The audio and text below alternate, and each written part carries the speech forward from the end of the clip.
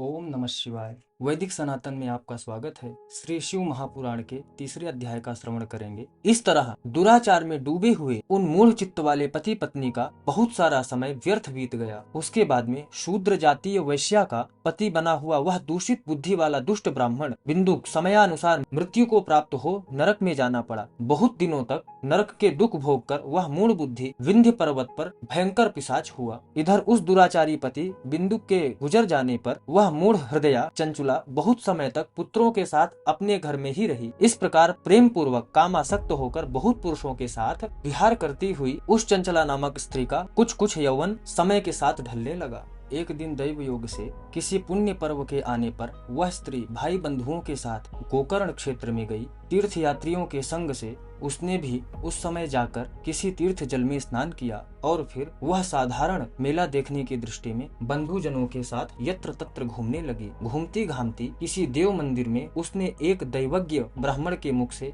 भगवान शिव की परम पवित्र एवं मंगलकारिणी उत्तम पौराणिक कथा सुनी।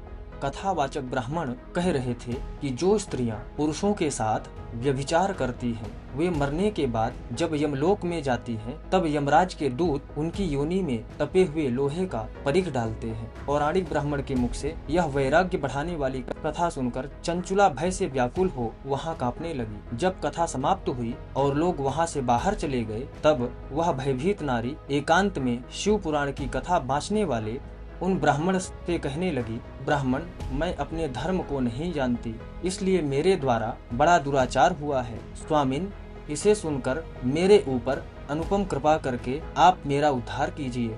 हे प्रभु, मैंने मूढ़ बुद्धि के कारण घोर पाप किया है। मैंने कामांध होकर अपनी संपूर्ण युवा अवस्था व्यभिचार में बिताई है। आज वैराग्य रस से ओतप्रोत आपके इस प्रवचन को सुनकर मुझे बड़ा भय लग रहा है। मैं कांप उठी हूँ और मुझे इस संसार से वैराग्य हो गया है। मुझ मूढ़ चित्त वाली पापनी को धिक्कार है। मैं सर्वथा निंदा के योग्य हूँ। मैं कुत्सित विषयों में फंसी हुई हूँ और अपने धर्म से विमुख हो गई हूँ।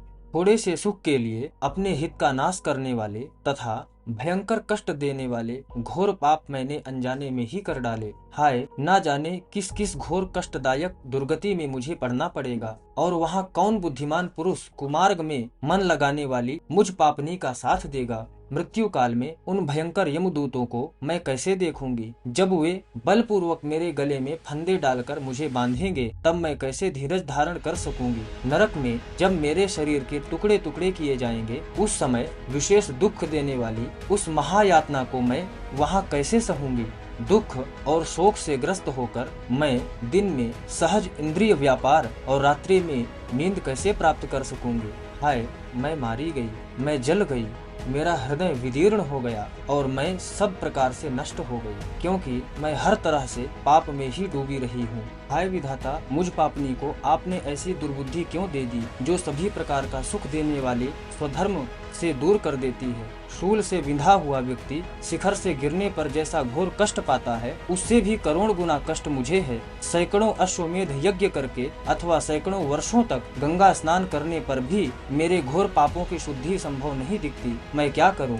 मैं कहाँ जाऊं? मैं किसका आश्रय लूं? मुझ जैसी नरकगामिनी की इस संसार में कौन रक्षा करेगा। हे ब्राह्मण, आप ही मेरे गुरु हैं, आप ही मेरे माता और आप ही मेरे पिता हैं। आपकी शरण में आई हुई मुझ दीन अबला का उद्धार कीजिए। सूत जी बोले, हे सौनक, इस प्रकार खेद और वैराग्य से युक्त हुई चंचुला उस ब्राह्मण के चरणों पे गिर पड़ी। तब उन ब्राह्मण ने क्या कहा, ये हम अगले भाग में यानी कि चौथे अध्याय में सुनेंगे। इस प्रकार श्री स्कंद महापुराण के अंतर्गत श्री शिव महापुराण महात्म्य में चंचुला वैराग्य वर्णन नामक तीसरा अध्याय संपूर्ण होता है।